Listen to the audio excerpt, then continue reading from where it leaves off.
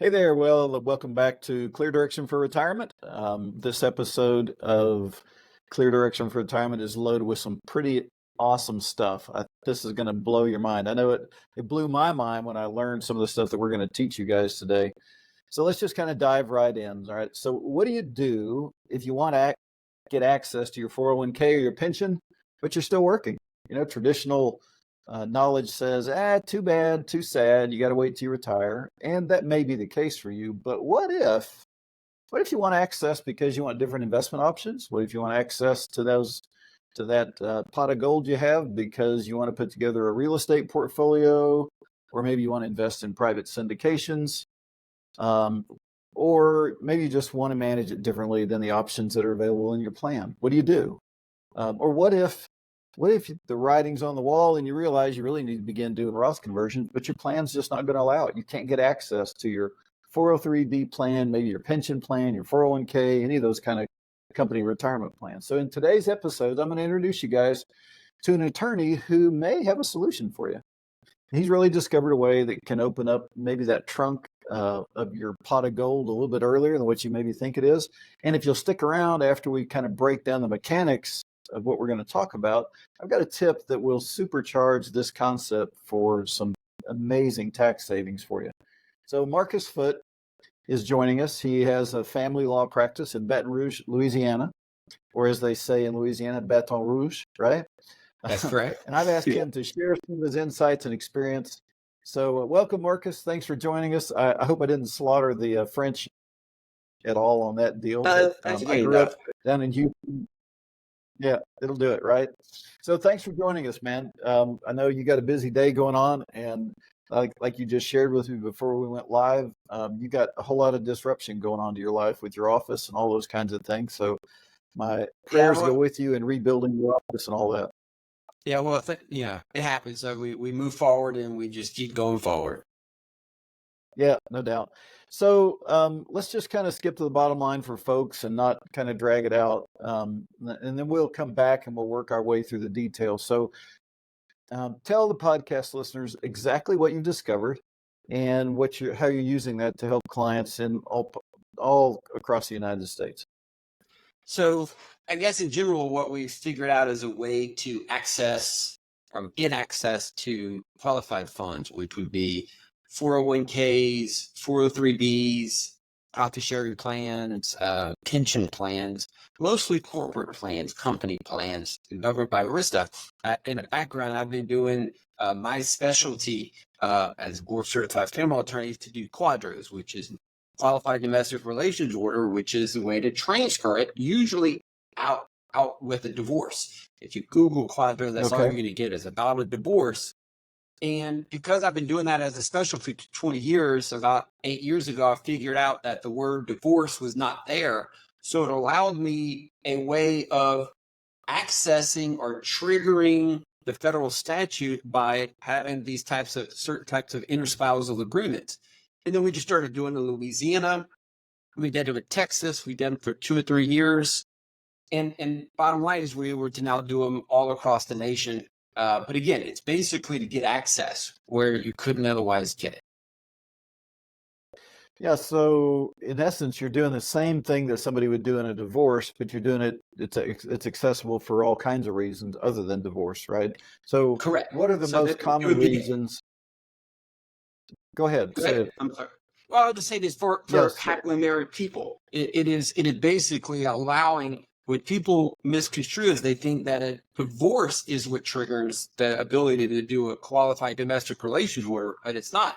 It's the property settlement that usually is related to the divorce. So we just simply kind of came up with knowing how spouses can contract between each other. We started doing, coming up with certain types of agreements that can, between spouses, as legally binding, that can trigger being able to do a quadro, which means it allows it to get access to the funds to transfer it to your spouse. Well, when one of our CFPs introduced me to your website and the concepts that you talk about, it just I mean, my financial planner brain just started going on hyperspeed of all the different ways that you could use this in really helping people in a really a great way to unlock funds that are kind of in this locked trunk. But what are some of the most common reasons that your clients are coming to you and they want to do this? What are the top 3 or 4 reasons that you see that people are doing this? Um, I would say probably the most common is to be able to diversify their 401k. They already have a plan that has only a certain number of options. Um, we don't necessarily, the biggest referral network we have is other financial planners. So you get a financial planner that can say, hey, I can do better than what and manage it. If you had a bunch of money, you would want to put in an IRA so that it could be managed by a qualified person, not a 1-800 number. So I would say just getting access for that's probably the number one. I would say the number two reason is to put it in alternative investments. With the stock market going up and down, some people like doing alternative investments. I remember one person using their 401k and moving it to a self-directed IRA and bought a restaurant. Now, maybe that's a good idea. Maybe that's a bad idea. I'm not in the restaurant business, but you couldn't get that type of dynamic inside of your 401k. And so if they believe that could be a better money maker than, buying another share of stock, that's useful. The Yeah. other one, I would say probably one of the most used is it allows you to roll the funds down to a spouse that might be significantly younger. Say, for example, the person is 69 years old and they're married to a 60-year-old. Well, they're going to be paying RMDs in 2.5 years? So if you can actually move $1 million 401k down to your 60-year-old spouse, you're delaying the RMDs for like 9 years. And you can do the math on that. Yeah. And depending on the amount, you're not going to do that for 100,000, but for $1 million, that's a significant savings. Yeah. And one of the things that I thought of, it was one of my first ideas that I had because a lot of our clients come to us and they got that ticking clock when they're trying to get us to help them with the Roth conversion piece of it. I will kind of also do a shameless plug here that, if you have an interest in alternative investments, you can go back to our podcast page on our website, where you've probably found this at. And we've done 2 or 3 different separate podcasts with different real estate syndicators that deal in different parts of the market. And we don't promote those. We don't sell investments. We don't manage portfolios, but we like to provide education on things that we find that are valuable. And so if you're trying to get into the alternative investment space, a couple of the podcasts that can really help you out are on the site there too. So Now, Marcus, I are will there, say, okay, I don't so mean to so interrupt, but far, I will say this. We've actually, that reminded me of one when you mentioned that. We actually got hired by a couple of clients, and what they did was, one little known thing is you don't actually pay the 10% early withdrawal account. You have a 401k, if you take your money out before you're 59 and a half, you'd be paying the 10% penalty. Divorce yeah, attorneys have been using this yeah, federal exemption for years and years and years. When you do a quadro, you don't pay the 10% penalty. So I've had at least 3 or 4 clients go and just liquidate a large part of their 401k in order to not just roll it to a self-directed IRA, but cash it out without the 10% penalty in order to invest it into other types of real estate, other types of investment. We had one that would do it in these oil leases and then take a tax, deduction. I mean, there are a lot of mhm. complicated type stuff, but it allows it to get access at a lower tax rate and without the 10% penalty. So then, Marcus, are you saying that once they do the quadro, that they can gain access to those funds and not pay the 10% penalty? Is that what you just told us? That's exactly right. Yes, you really So don't they get even roll access. it into an IRA. You cash it out. Wow, that's pretty There's big. taxes That for that, opens so up a you lot gotta of you gotta a plan lot that, of right? potential. Yeah, yeah, yeah. So that'd be an interesting planning concept, is to see how that compares to putting it into a Roth and being able to have all the benefits tax free if you're going to pay the tax anyway. But it also depends kind of at the point that you made. What are the other taxes going on in your life where maybe you need some of the passive losses that some of the active owned real estate or even passive real estate can offer to you. And So you could far do what a we've got is combination we've of the got, you could do a combination of the two. If you have a $500,000, you want to get access to it, you would do a $500,000 quadro, but you might only then convert a couple of 100,000. You can actually liquidate. So if you have a $500,000 quadro, you can say, hey, roll 400 to my IRA or my spouse's IRA and liquidate 100. And I've seen people use that to pay for the cost of the Roth conversions, where you can do a hybrid of yeah, that's partial awesome. rollover and a partial liquidation. That's cool. That's good to know that partials can be done too. So far where we are is we've got a man or wife who have a large or have any amount of money. We'll talk about some of the limitations you talked to me about before. Maybe we can get into that. But as long as you have just a reasonable amount in a 401k or 403b or a pension plan, it oftentimes does make sense. Marcus can talk to you about some of the limitations here in just a minute. But we've got so far one spouse that has got a lot of money sitting in those company retirement plans, and you want to get access. And so with this in marriage quadro, which is a term that Marcus trademarked, right? Or copyrighted, Yeah, whichever it is that you do with you those can't things. patent federal law, but we Yeah. trademarked the phrase and kind of came up with our own system. Yeah. Kind of like I have with Rothology, kind of the same deal, right? Yes, sir. So now what we've got is we've got a way for you to get access to those funds by basically entering into a relationship with your spouse that is legally binding, that the money is now in their name. And you can use that for whatever benefit reasons. And we're throwing out a few of them. You may have your own reasons why you want to get access, but we're giving you kind of the big ones. So Marcus, are there limitations on the dollar amounts that can be done, on the age at which this can be done? Uh, are there any kind of limitations people need to be aware of? No, specific limitations would be no, would be the type of plan would be the only limitation. You can do it at any age. When it talks about amounts, you can do it at any amounts. Now, obviously, whether it's justified, if you're talking about $75,000 or $50,000, it's not worth it. You can do it alone. You can do some other mechanism. By and large, you can do any amount. We've seen that I would say the minimum would probably be close to 150 to 200,000.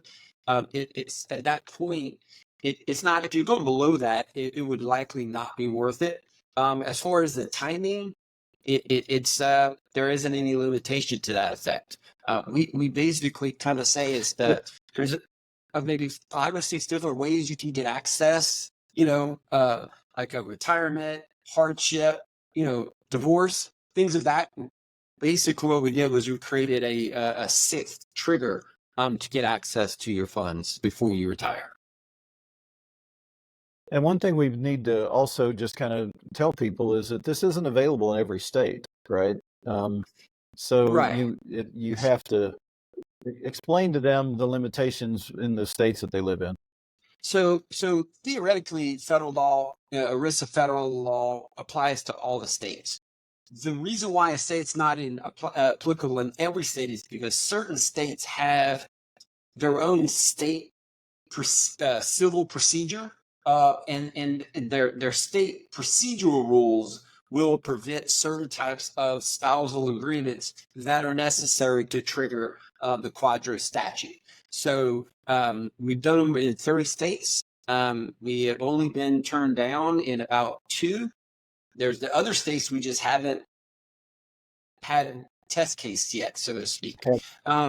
But Okay. again, it's not Okay. because it's because that state has a procedure, a specific law, and the two just aren't meshing together well. Okay. And so, I mean, this is, for me, after being in the business for a long time, and for probably everybody that's listening in on this, it sounds like a really different game plan. And if I guess just understanding a little bit about the type of people that listen into our podcast, they're at a place in their life that they're also kind of going to be thinking, all right, so am I just kind of waving all kinds of red flags and the IRS is going to come audit me? Do I have issues with the IRS to deal with? And then one thing that maybe, I'd like you to talk about too is what happens once you get that money from you to your spouse? What happens if somebody dies or there's a divorce that you're not planning on? What happens now? All right, so I'll handle the second one first. This is an actual transaction. This is not a simulation. It's not some kind of sham transaction. This is a transaction. So if your spouse were to divorce you, it's an enforceable transaction. Now, there are some things that we do to, I guess, minimize the risk, so to speak. So, for example, if you had I'm just going to give an example. If you had a $800,000 401k, you don't necessarily have to get all 800,000. You can say, hey, you get 400,000, I get 400,000, and we do the in-marriage quadro on the 400,000 that's going to your spouse. So you're still not necessarily losing anything. You're kind of replacing it somewhere else. If you wanted to give her the entire 800,000, you either have to or him. I'm not in sexist here. Could be him or her. Whoever has the 401k.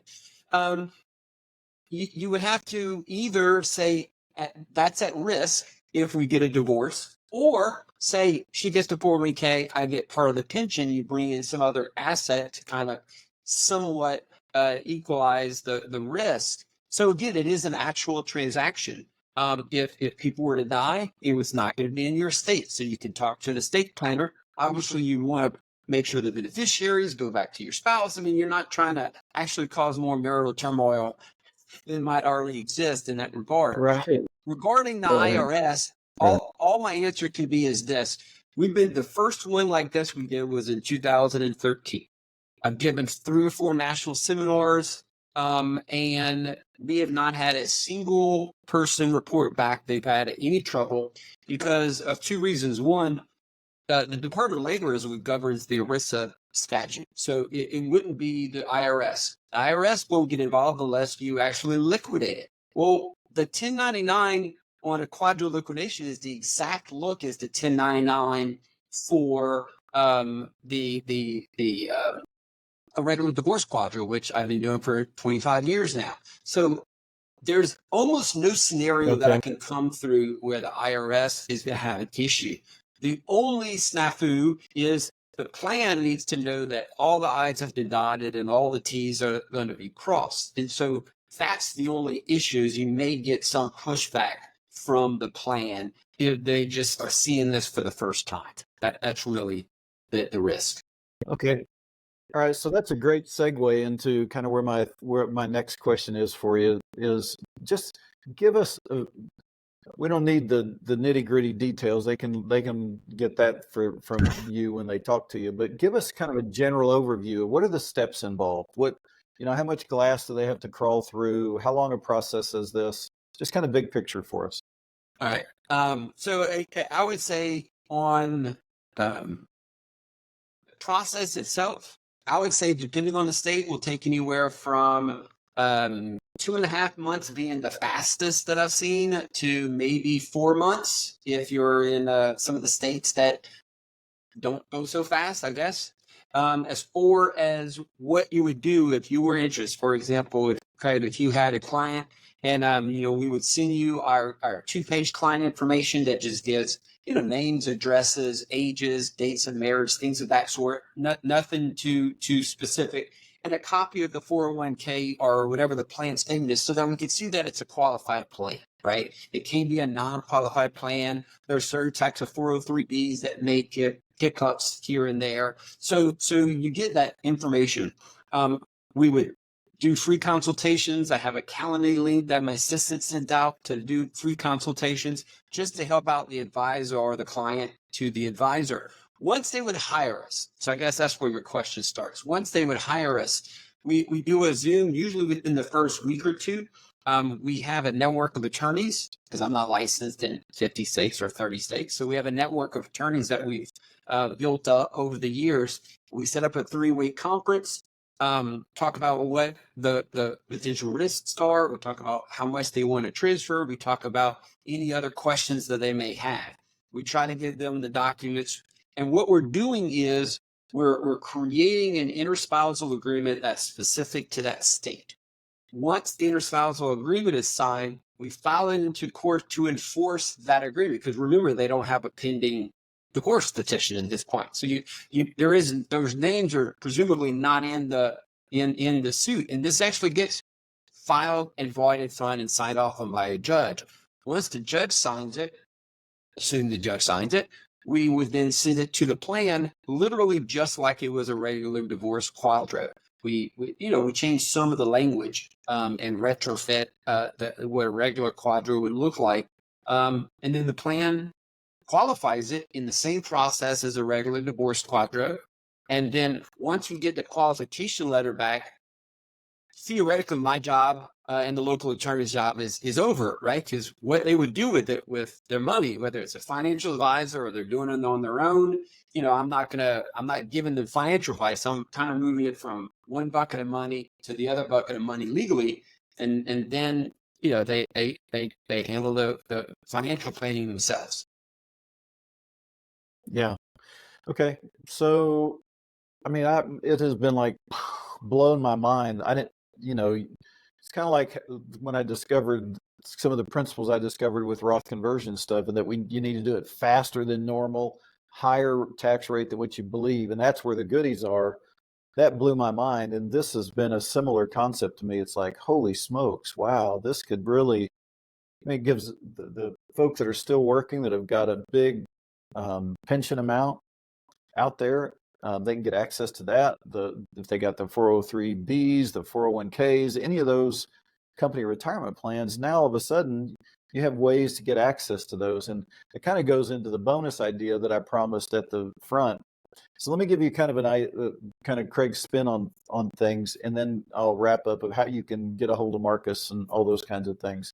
So you may want to get access to your pot of gold, if you will, for investment purposes. And I think that's great. And that's probably a really good reason to do that. Maybe you're a do-it-yourselfer and you got all your other money sitting over at Vanguard, and you do all your own thing, wherever your custodian is. And you kind of look at your 401k statement with a little disdain every time it comes in, because you wish you had better options, or they aren't performing as well, or you just wish you had more control over it. Or maybe you have an investment advisor that you really like and they've done well for you, and you'd like to not have to worry about the 401k anymore. So those are all great. I think they're great reasons to get out into alternatives. I think they're great reasons to get into all the things that we talked about across the podcast. All those things are fantastic. But if for no other reason, if I was in this circumstance of you as a client that maybe has that, I would do it. If for no other reason, I would do it for the potential of what the Roth conversion can do for you. And that's only because we've seen the numbers. Imagine if you had all the benefits of those other investments, but all the gains and all the income was totally tax-free. And what if you got started on it 5 years, 10 years earlier, because you are going to maybe still work for that long, but now you can get started earlier. And it is totally a myth that you should not convert while you're still working at a higher tax bracket. We deal with it every single week, and every time we run the numbers, every is strong. 99% of the time that we run the numbers, if you're better off to convert now the smaller balance than to leave it deferred for another 5 or 10 years and pay tax on a higher balance. I don't care what your tax rate is going to be in the future. The math still works for you because of all the required minimum distributions that you're going to avoid over the rest of your lifetime. So what this allows you to do is it gives you a lot more time, like the illustration that Marcus gave on the 69 and 60-year-old. It gives you a lot more time before RMDs begin. Our average client avoids almost $3 million of taxes through using our accelerated Roth conversion strategies. And they don't have to buy any financial products to do it. They don't have to change investment advisors. They just simply get with the program. And by you getting the money out of your pension and out of your 401k, instead of waiting until you retire, then you're going to be able to convert now. And you can do it within the concept of, within the scope of a really comprehensive financial plan. So I want to give you two ways that you can proceed with the information from today. First of all, the show notes here in this podcast, we're going to put Marcus's contact information so you can connect directly with him. If you want to do it that way, you can go direct to him. He can talk to you. Marcus and I do not have any financial agreement. There's no kickback he gets from me. I don't get kickbacks on your fees, right, Marcus? That's correct. Right? We don't share any of I that legally stuff. cannot. Yeah. I legally couldn't do that. Yeah, nor could I. Yeah. But just because there are people out there that they wonder, what's in it for me? And what's in it for me is you have a better life, and maybe somehow we add enough value that you say, well, gee, maybe they can help me with some other things. So you're going to have a way to get a hold of Marcus if you go down in the show notes. And I'm also going to provide you a link to schedule an appointment with one of our CFPs, maybe to put together a comprehensive plan. Maybe you want to ask questions that maybe Marcus isn't maybe he is not the right person to go to for financial advice. He's a great guy to go to, obviously, for legal advice. But maybe what you need to know is, hey, is this really a viable alternative for me? Is this something I should consider?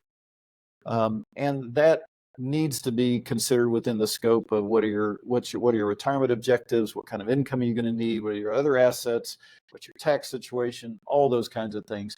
And wrap that into, now if I do this, is a Roth conversion part of my future? And you may have limiting factors where we say, really you probably just need to go do the in-marriage Quadro, and we may or may not be able to help with comprehensive financial planning. Or the CFP may say, man, you're knocking down the dominoes all through. This is going to be a huge win for you all through the process. So there'll be a link down below in the show notes that you can click through on that as well. So Marcus,